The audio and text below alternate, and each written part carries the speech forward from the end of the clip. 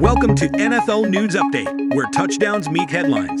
Stay in the game with the freshest NFL updates. This is your quick dive into football fervor. Bears GM Ryan Poles would need offer that would help our organization significantly to trade no. 1 overall pick.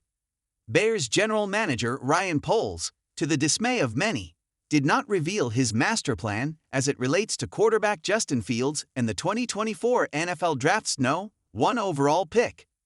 However, Poles outlined that if Chicago is to move on from the top pick for a second straight season, the cost would have to match that which the Panthers paid last year to the Bears.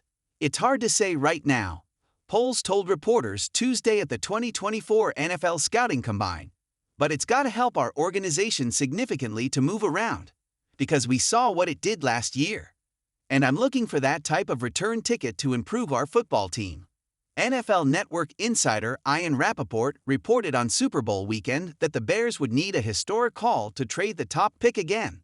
Poles provided somewhat of a guideline, as he and Chicago received the 9th overall pick in 2023, a second-round selection in 2023, a first-round pick in 2024, which became said no. 1 overall choice, a second-round pick in 2025, and receiver DJ Moore for the 2023 no. 1 overall choice. Former first-round pick Fields' name has been bandied about in trade rumblings prior to the season even ending. Recently, he underscored he'd like to remain in Chicago, but more than anything would like to move on to a conclusion. Poles said he wants to do right by Justin, but offered little in terms of a timeline for a decision as to whether they'll trade Fields or keep him and likely move the top pick. The first pick, quarterback situation. Contrary to reports out there, I have no master plan to present to everyone today, Poles said to open the presser. This is an opportunity for us to continue to gather information, learn about the different players in the draft, listen to what opportunities could come up, and then at the end of the day, we're going to make the best decision that we can for the Chicago Bears. It will not be based on fear of what could happen with this, what could happen with that. We're going to put our information together and make the best decision.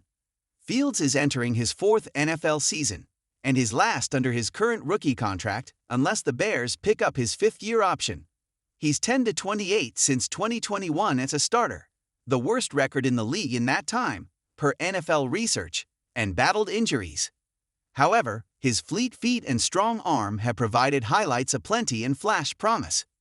With a quarterback-rich draft, the Bears would have a shot to take USC's Caleb Williams, Daniel Jeremiah's top-ranked prospect, or any other of a stellar TB class, such as Drake May, Jaden Daniels, etc.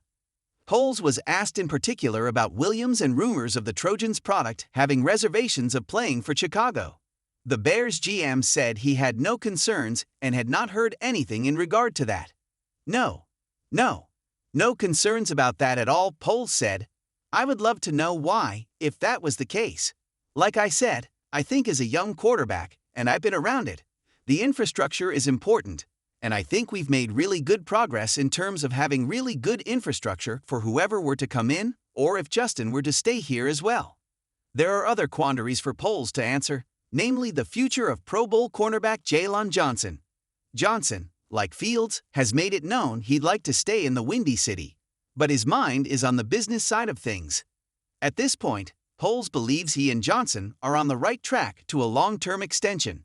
In the process of getting Jaylon Johnson done, conversations are going well at this time, Poles said. We feel like we've done a really good job coming to the table strong, showing the respect that he's due. Poles added he'd like to avoid applying the franchise tag to Johnson. While Johnson's future has taken a positive hue, Fields remains unclear. Poles has been in communication with him, though. I've always felt, and I told him after the season when we had our exit meetings, that transparency and communication is key in these moments, and I told him we would do that, Poles said. So, I've been in contact with his team, and kind of let them know what we're looking at, how things might play out, and that we'll continue to communicate as we move forward. Again, I understand how uncomfortable that is for him. But against like I told him, and I think he understands, it's part of this business. It is a unique situation. I'll continue that communication with them. It is a unique situation, but one the Bears are faced with for a second consecutive year. Thus, Poles has a similar asking price for the no 1 pick and a conundrum that's yet to be answered as the combine swings into gear. It's unique, he said, but I would say our approach is exactly the same in terms of we have to look at every option and determine what's best for our team.